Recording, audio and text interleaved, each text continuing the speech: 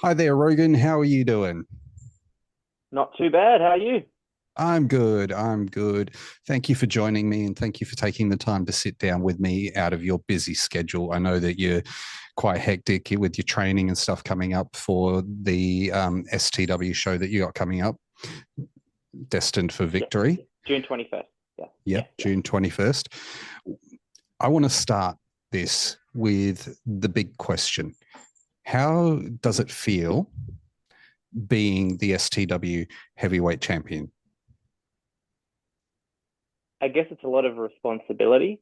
Um, when you're a wrestler in a promotion, it's kind of like, come and go. But when you're given the responsibility of pretty much being the guy for a company, it starts to be like kind of like a weight on your shoulder, I'd say. Um, Once that weight is placed on your shoulder, you feel like everything you do as a champion is representing the company. So more eyes are going to be watching you, basically, not just the fans, but also your peers. So however you carry yourself around a locker room or in the ring, it is reflective based on your work and how you are as a person. So I feel like being the STW champion per se is a great big responsibility, but I am very much under the principle that I have always been ready for that. So it's great. No, that's good, man. And you're coming up as the third longest reigning champion at this point in time, with your current reign being 225 days. How did it feel in the moment that you actually won the championship? It's crazy actually. Like it was kind of thrust upon me. I knew it was coming for a while, because I knew that I was just based on the stories that were going on in the company, that it was coming to that point, but you don't really kind of understand it until it actually happens. Um, in the Mhm. moment, it's more so like it's hard to describe. Like I was told I was going to win it, obviously, Yep. but then I didn't believe it until it actually happened. So I was in the ring, match happened, then I won, and then I realized to myself, oh well, actually, I'm actually the heavyweight champion. So it's kind of crazy. That's great, man. That is great. And you're not only are you the STW champion, you're also the EPW Coastal champion, which is your second reign as the Correct. Coastal champion, and you're on 64 days reign with Mm-hmm. that. How is it being both the Coastal and the heavyweight champion and having that responsibility? It's Of- fun, I guess. Yep. Yeah, yeah. So no, it's great to be able to be recognized by multiple companies, to be just a champion in both companies. It's something I wasn't used to in my early career because I was so locked away that it Yep. was pretty much taught to me that, like, it's either this place or it's the highway. And now that I'm out of that place and at a greener pastures now, and I'm seeing how the wrestling business actually is, at first it was quite overwhelming, but I've grown to understand that um, this is the wrestling business. There isn't just one company that harbors all Mhm. responsibilities and all accomplishments. You have to fight for your opportunities. You have to get those opportunities. And now that I've understood that, hopefully it's not just two belts. Hopefully it's three, four, five. You Yeah. know, I want those opportunities. You want to be that belt collector. So, Yeah. More, so please. you were saying at the start of your career, obviously, you were given a run where you were told that this is the place to be. Um, how did it feel stepping out of those boundaries?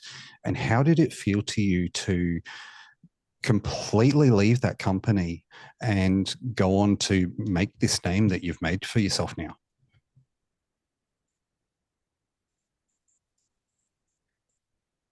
It's like the moment that I actually left, it was in 2022. So I started in a company called New Horizon Pro Wrestling. Mm-hmm. They're a smaller company in Perth. When I first left, or when I actually left, it felt very much like jumping without a parachute. Like because I had contacted EPW beforehand to start training, but I hadn't received a reply. So I left without receiving that reply. So I was very much like, what happens if EPW doesn't accept? You know what I mean? Like I had those thoughts running Yep. in my head that I've just cut ties with the only company that I'm training with. Now I've got no company. So it was very, very scary at first. But now that I've grown to understood how things operate and how welcoming EPW was, um, that this is the way it is. This is how it should be. Yep. Like don't get me wrong, I'm very happy that I was trained from New Horizon. They taught me how to be a wrestler and they showed me the intricacies of being, responsible in the business. But there comes a time when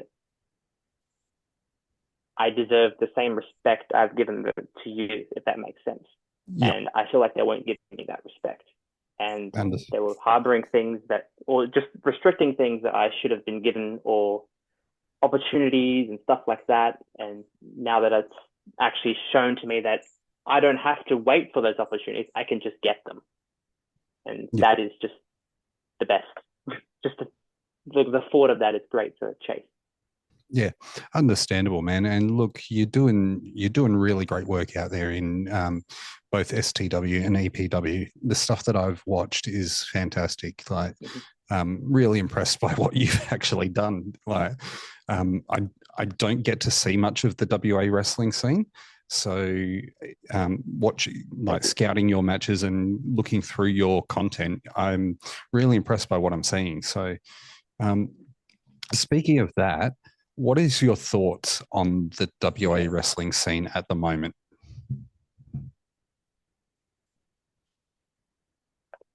I feel like we're in a boom period, personally. I feel like there's been a couple downtimes Yep. within Perth, especially when I first started. It was quite down, and Melbourne was, as always, been the most Yep. dominant place to be with Australian wrestling. But I feel like as of last year, especially around um, the EPW side of things, we've just been killing it with Perth. Like we've got wrestlers like James Hartness out there making a name for himself. You got Dustin Connors, who also trained with me with New Horizon Pro Wrestling. Just seeing him come out of his shell and become like, you know, member of TMDK almost. Yep. It's insane. But like, not just those two. Like, there's just so many like blossoming members of the roster and just people in Perth that you need to watch out for. That I hope will get those opportunities. Got Lucas Fantasia going out to MCW now. Yep. It's insane. You never saw these kinds of names popping up until last year, and now that it's happened, it's just going nuts. And That's I'm awesome, very man. happy for that, and I would like to be part of that in the future.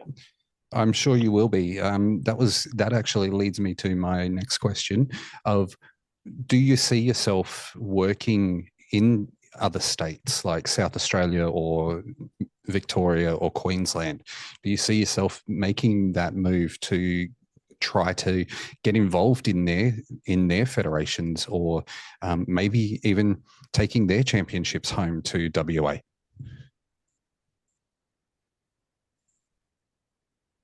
It is definitely the next step. I feel like I'd love that. Just to have the opportunity to go over there. I've been to Adelaide once. That was a couple years back, but for a company called ACW. Yep. But I would like to just go around the country, just to get my name into that level, just to put my name into that box that people can just draw out and know I'm part of the scene, you know. Yep. Because I feel like I'm very much kind to purse at the moment, but that's on me, obviously. I need to make the effort to make those connections, but definitely something that I have placed on my checklist. So yes, definitely. Awesome, man. And look, it doesn't matter how long it takes, but you'll get there, and I'm sure that they'll come knocking on your door soon enough. So you're doing, from what I've seen, you're doing really, really well to represent STW and EPW as well. So, yeah. I want to go back in your life a bit. I want to find out your passion, where your passion for pro wrestling started, how you first learnt about pro wrestling, and what gave you the drive to actually pick up that phone and make the phone call to a wrestling school. So this might be a bit of a strange one, but I think it was maybe 3, 4 years old. No, it was definitely 4. My dad had just won money at the casino and decided that it would be a great idea to spend all that money in a penthouse suite at the Crown Hotel. Well, then. So we all went there one day. I barely remember the actual like night itself, but I do remember that there was a TV, it's a quite expensive TV at the time, and Raw was on, and it was a wedding between Kane and Lita. Oh. And I remember Kane chokeslamming Matt Hardy off the stage. Yeah. And I was just thinking to myself in my 3 or 4-year-old brain, what the hell is that? That is very interesting. And ever since then, I've just been hooked. And it's just, it's been a whirlwind since then. As for the other question, which is a completely different story, how I got into wrestling, it was in grade 10, and I just felt lost, like, in, you know, how every teenager feels when they come up to the point in time where it's just like, oh, what do I do when I grow up, kind of thing. Yeah. Everyone had their kind of ideas, everyone didn't, and I was just one of those guys that legitimately had no clue what I wanted or what direction I wanted to go in. So I said, I'll just, as soon as I graduate, because I was told by my parents, you have to graduate. We don't want you to, drop out, because that was definitely a thing. It's saying my connection's on that, but can you still hear me? Yeah, we can still hear you. Yep. Awesome, sweet. Anyway, but yeah, it got to that point where, I didn't know what I was going to do. Then I looked up on Google, Perth Pro Wrestling, and HPW popped up, and waited till I graduated, sent a application in, and then got into one of their tryouts. So been gravy since then. And how hard was that tryout for you, coming in as a young teenage boy, someone who's essentially fresh out of high school? And how did that feel coming into that world and knowing that what you've seen on TV, the stuff you've watched for weeks, years, months on end, all that sort of stuff, and then stepping into that ring or that training session for the first time? Yeah. So the week leading up to tryout, I was just watching the episode of Tough Enough where Triple H would tell people how to bump and how to take punches. And I was just studying that like an absolute mark, and literally rocked up on the day. Didn't have a ride, so I just caught a taxi with my mum. Fresh out of high school, 17 years old, and literally just did everything that Triple H said in the video. That's and awesome. Obviously it didn't I didn't do exactly what he did, because obviously green as grass, so I was just learning at that stage, but had no athleticism, couldn't do a front flip properly without killing myself. But it was a gradual learning process. One question: Did you keep your nutsack in place? I did, yes. I made sure the shorts were completely brand new, so there was no holes. Sorry, I had to. That's the most viewed clip that's fine. In that section of Tough Enough, that clip. It is. Um, that's great, man. I'm glad to hear that like that sort of thing is what got you going and what gave you the ride or the drive to get there. Speaking of the WWE, clearly they are the world's number one wrestling promotion at this in the current era. What are your thoughts, or how was your experience last year being a local wrestler when they announced Elimination Chamber and when they worked Elimination Chamber last year? And what are your thoughts on them coming back again this year? I think it's insane because growing up in Perth, we've been programmed by the locals everywhere. Your parents even like nothing happens here. It's a remote town. No one ever comes here. Whenever there's like a live band performance, they're always missing Perth for obvious reasons because it's just so far out of the way, and no one wants to fly that much. But when I found out they were coming to Perth, I was very confused. Didn't know why, but then I obviously found out that that premier pretty much paid like a liver and a kidney to get them over. Yeah, And now that they're coming over again, it's unreal. Like the obvious answer would be, well, why don't they just go to Melbourne? But like it's again, they've been paid. I think the new regime, as it is TKO, they prioritize money. So yeah, I guess Perth paid more money. So now because Perth paid more money, I'm more happy because I don't have to go anywhere. Just have to walk straight to the stadium and you yeah. know just watch another show. Now, obviously, they're coming back. We had also the other of the big companies come to Australia earlier this year with AEW doing Brisbane. What is your thoughts on the big companies starting to realise that the Australian scene is a market that needs to be invested in? I think it's a very long overdue boom. Like we've always had amazing Australian wrestlers, but now it's actually coming to light now that how good we actually are. Yeah, Like Rhea Ripley is bloody killing it. She's amazing. she is. You've She got really is. Grayson Waller in there killing it, and now you've got. I don't even understand how Adam Brooks isn't signed yet. But like you've got so many great Aussie wrestlers that are finally getting the shine that they deserve, and now that the big companies are seeing that, so Carl Fletcher and AEW, Yeah. it's insane. We have so much. We have a gold mine here that's being mined as we speak, but it's not mined enough. Yeah. I feel like eventually, give it 10 years, we'll be ruling every company. It's insane. Well, definitely, because you've for me, I know I follow a lot of New Japan as well, and there's a lot of Aussies and New Zealanders as well that make the voyage over to Japan. Do you see that as something that you'd be willing to do if they came knocking for you? Well, yeah, I'm willing to go wherever the opportunity seeks. Japan hasn't always been like number one for me, but like honestly, if that's the path for me, then that's fine. I love Japan. I have deep respect for any Japanese wrestlers or the Japanese culture. Yeah, So definitely a thing that I would do if it was ever to come to me. I know a few yeah, friends that have gone to Japan to train, and I've yeah. known some wrestlers who've done it from our school. So their connections are there. It's just up to That's me good. to take them, I guess.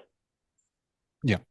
Um, okay, cool. That's cool, man. And where do you see your career after um, EPW and STW? Where do you see yourself going? Not say 2 years, say in 10 years, where do you see Rogan being and landing in the world of professional wrestling? Um, if you would have asked me that when I first started, the obvious answer would have been WWE. WWE. That's my dream. Always been my dream. Always wanted to be in the WWE. But at this stage of my career, I think 8 years deep now, As I'm getting older, I realize that I will go wherever the money talks. If I just want a contract, that's all I want. If I can secure a contract anywhere, I'm happy. But obviously, I guess to boil it down, I'd love to work in America. That's where the money is to me. Understandable. And wherever it is, I'm happy to go. No, that's cool, man. That's cool. With getting back to STW, clearly we've got the show coming up this in just under 2 weeks' time. I've got a couple of questions about, number one, about your opponent. What are your thoughts about him and working with him on this match? The Great George, my opponent. So this guy is a very smelly Macedonian.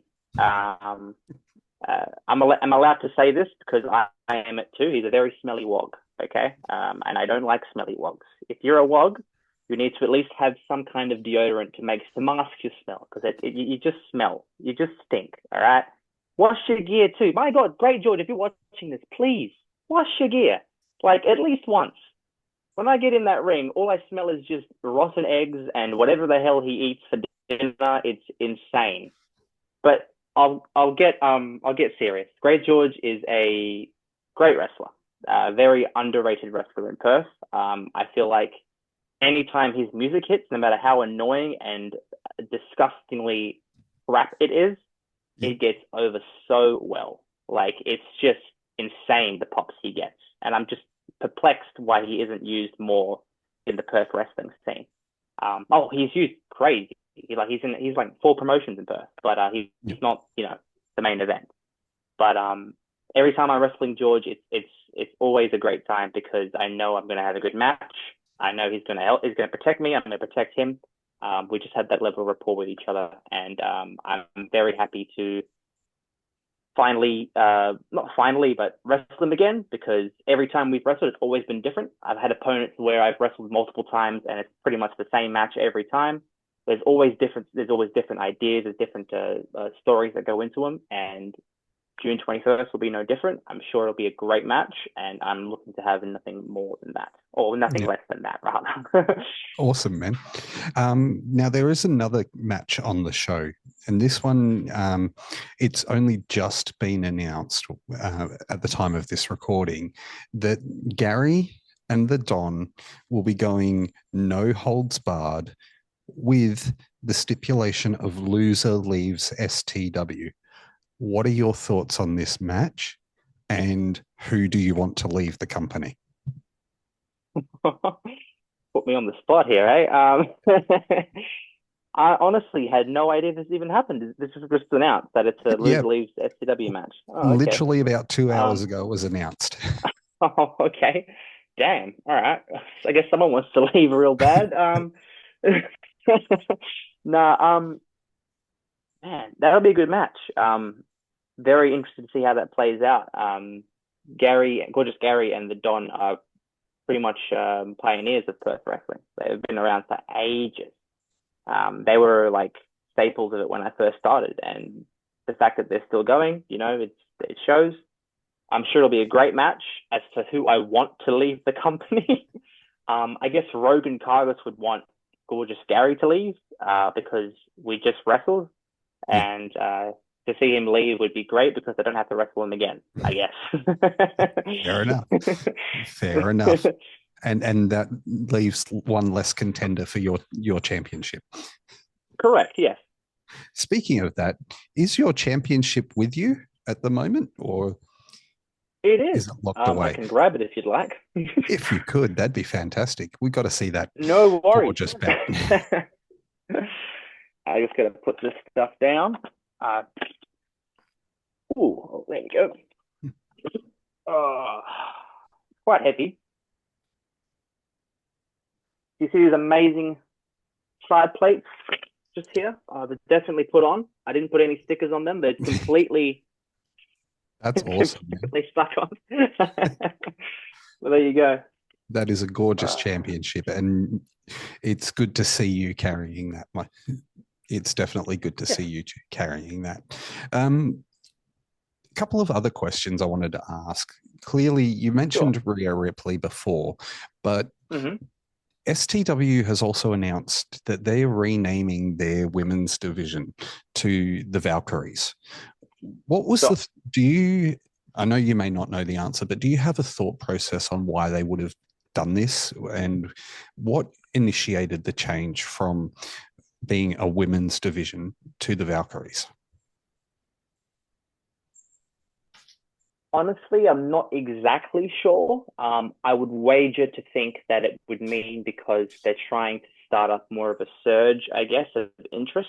Um, Personally speaking, when I was seeing when I was wrestling there, or still am wrestling for them, that the women's division was getting a bit stale, I guess. The attention wasn't being given to them, and now I feel like if with the rebranding, I'm guessing at least I'm hoping that this will hopefully give it more of a surge to it, more interest and more intrigue. But I guess we'll see. It depends really how it goes. But I'm looking Yeah. forward to seeing what happens. And another couple of questions. If you could face anyone in your wrestling career from any point in history, so if you were to have your dream match, who would you want to face and what stipulation would you want it to be? Is this just anyone in the entire world, Anyone, or anyone in the entire world, whether it be Seth okay? Rollins, whether it be Hulk Hogan, whether it be Buddy Rogers, and I'll go back as far as you want.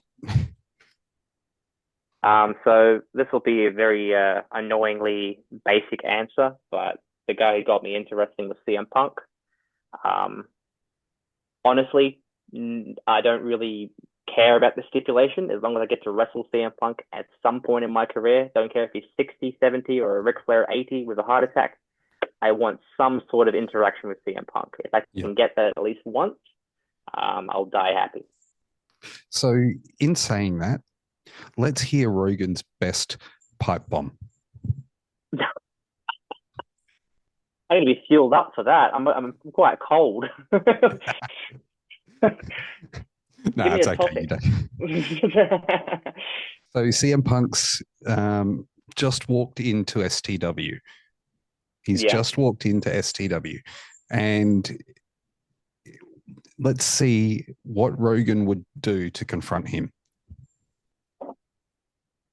What Rogan would do, I'd see him. Or is he in the ring, or is he just in the backstage, just kind of drinking water He's that in he the shouldn't be ring. drinking? He's in the Okay, ring. yeah, yeah. Yep. Okay, okay. Cool, cool. If this is a televised style, which is a thing, I'd walk into the ring. I'd have a Pepsi Max in my hand, and I'd stare at the Pepsi Max. And I'd stare at the Pepsi logo on his arm, and I'd get the microphone and I'd say, "Hey, I like Pepsi too." And then I'd chug the Pepsi in front of him without saying a single word, and I'd wait for his response because he's obviously got something witty to say back to me. Yep. And then whatever that witty thing would be, I would look at him in the face and I'd say, "Thank you," and I'd leave. Fair enough. Fair enough. And then we get the match. Then we get the match. Then it turns into a blood feud, obviously, and I go Yeah, over 3 times. of course. Of course. Yeah. He's not walking out of that ring.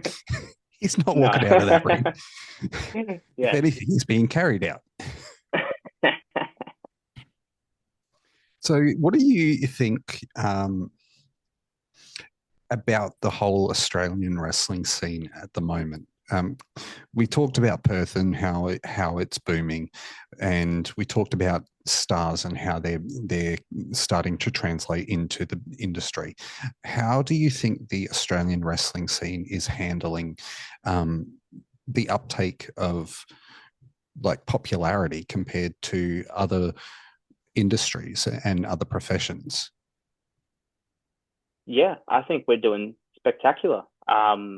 Like I said, like the fact that we've got so many companies now wanting to showcase their talent on our soil, it's fantastic. The more we knock at that door, the more we buzz that door down, the more people will see that we've been hungry for a very long time and we deserve to be fed. So yes, I feel like if we just keep doing what we're doing now and just killing it, whether it be MCW, EPW, STW, whatever, um, eventually more people will see, more people will notice, and we'll get more companies to come down. I mean, we had New Japan ages ago, I think 2017. Yeah. It'd be great to see them again. Impact even would be sweet, even though they're not the same as they used to be. It's still, now they've got the WWE, with the whole partnership deal. Still Yeah. good to see them down. It doesn't really matter. It's just as long as people come to see us and see us for the talent that we are, it'd be great. Yeah. Now, I know we went over WWE in Perth. What did that boost the wrestling scene in Perth when after the event or leading up to the Elimination Chamber? Did it help the numbers come through the local doors? I feel like it did. Yeah. There was a show that happened after that, called, I forget what it was called, but it was an EPW show. And I remember being at the merch desk and seeing a bunch of new faces that had never been to a local show before. And the interactions I received were basically just saying, listen, never came to a show before, went to the WWE show and had such a great time that we decided to check out the local scene, and they're loving it. And they've been around since then. And I feel like now that WWE's coming back, we'll have more of those people, and it'll just help the business so much more. Hopefully, there is a ricochet effect as well over east, anywhere else, who will come traveling to watch the show in Perth and then go back and then check out their local scene. It's definitely very helpful for not just Perth but Australia. So, well, I'm part of a group chat that talks about wrestling, and we're from all over the country, and I know for a fact that a lot of them went to Perth for Elimination Chamber, and a lot of them did come to check out local scene over there as well. They were like, Perth's got an amazing local scene. I'm like, that's fantastic. Unfortunately, I couldn't get there myself because I'd had other situations, but I definitely would love to come over some point and check out the scene and check it out. This question might get a little bit of the nostalgia memory going. Sure. If you were to write a letter to the 4-year-old that first saw Kane chokeslamming Matt Hardy, and what would you say in that letter? I would say that I guess because there's a lot of confusion or just confliction with what I wanted to do growing up, that happiness is basically where the heart is. And if your heart's not into it, then you're not going to be happy. And I'm very happy that I've got into this adventure, because God knows what I would have done without it. Pro wrestling has taken a lot from me, but it's also given a lot to me. And I'll never expect things out of it, but I'll always be grateful for what it's given to me, because it's given me an out. And where I've had tough times, I've always had to rely on professional wrestling to bring me up. It's always brought me up. And if I could tell myself, my old self, my 4-year-old self, something about it, I'd say, listen, again, just follow your heart. It's gotten you places now, and I wouldn't trade it for a heartbeat, and I'm happy to keep going. That's awesome, man. That's awesome. That is really cool. Who would you share, ultimately, forgetting about CM Punk being the guy who got you into wrestling, if you could sit down with one person, no matter where they're from in the world, no matter what company they worked with, and pick their brain, just sit there and pick their brain for a good hour, who would that person be? Sorry, this is just anyone besides CM Punk, I guess. Yeah. Right? Yeah. Yeah. Just anyone. I've always wanted a good yarn with Bret Hart, because I just love listening to him talk. But I don't know. There's so many of them. Like I could just name a few, I guess. Like Bret Hart would be one of them. Jim Cornette, because he's hilarious. I don't know. just all the like anyone that's got experience working in the business, who's been on television, who has any kind of insight on how to make money, I Yep. will listen to anyone. Like, I don't care who it is. Like, it could be someone I've never watched before. As long as they've had experience, I'll Yep. take the advice. And I guess, yeah, like if I had to pick someone, I guess, yeah, Bret Hart. Okay. Cool. And Yeah. what would you say to anyone that's trying to get into the industry and trying to get into pro wrestling at the moment? And what advice would you give them coming into the scene? I would tell them to um, humble themselves, because when you walk in through that door the first time, you're expected to not have any ego. I know that ego in this profession is pivotal. You have to have an ego.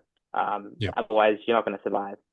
But when you first start, you need to strip everything. All that ego needs to leave at the door, because you need to be a fountain of just receiving as much information and knowledge as possible. Because if you have an ego, and if you think you're too good for something and you can't listen, you're not going to get anywhere. And I've seen so many people at tryouts or open days who've always wanted to be a pro wrestler, who first Mhm. start, they think they're too good, and it doesn't turn out well for them.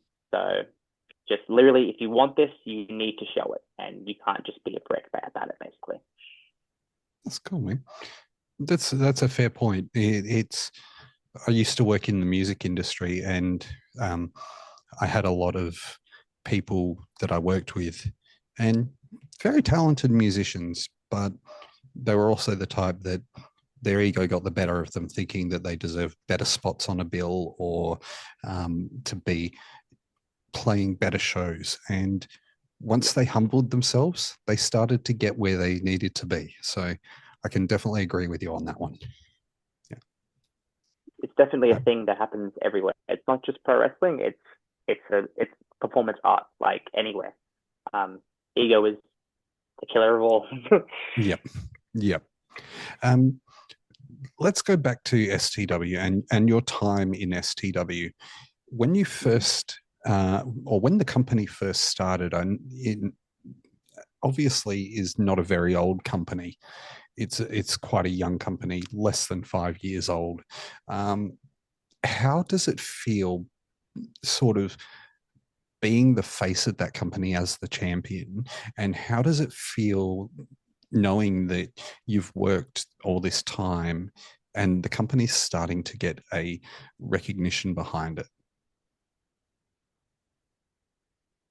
Yep, it feels great. When I first started with them, I was fresh out of only wrestling for New Horizon Pro Wrestling, and I'd seen they had their first show, and it was streaming live on Fight TV. I think I don't Yeah. remember exactly the correct details, but I remember hearing about it and then seeing all the wrestlers that had come over from either EPW or Schwa at the time and had opportunities there. And I just thought to myself, why am I not doing this?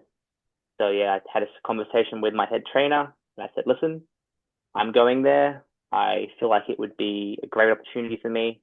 Obviously, he tried to stop me, but I still went, did it. Then I was made the exception. You can only do this. No one else in the company can. That Mhm. didn't work out. More people left, and big falling out, as it always Yeah. happens in any kind of wrestling Yeah. school where they want exclusivity. And then yeah, like it was great because like it was so different. Like the crowd had no clue who I was because obviously I hadn't wrestled for anyone else but New Horizon at the time. And just having to work from the ground up, basically, Yeah. from an audience that has no idea who you are, and just establishing a relationship with them over time to the point where now I'm the heavyweight champion. And now they react to me much differently than they did when they first started.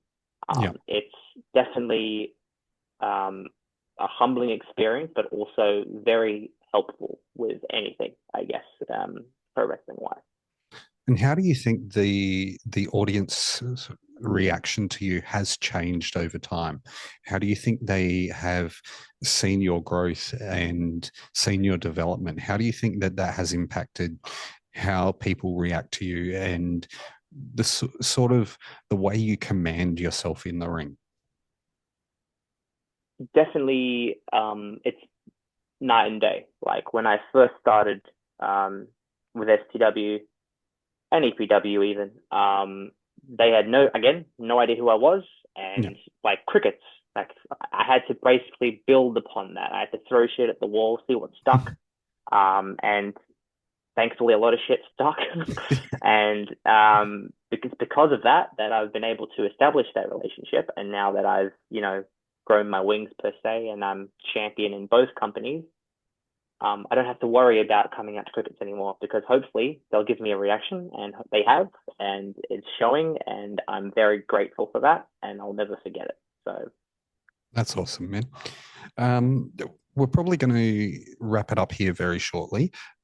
Obviously, STW has the Destined for Victory on June 21st in WA. What are we go? What would you say would be the ultimate goal for that show for you? The ultimate goal. Besides obviously walking out as champion, still. Yeah.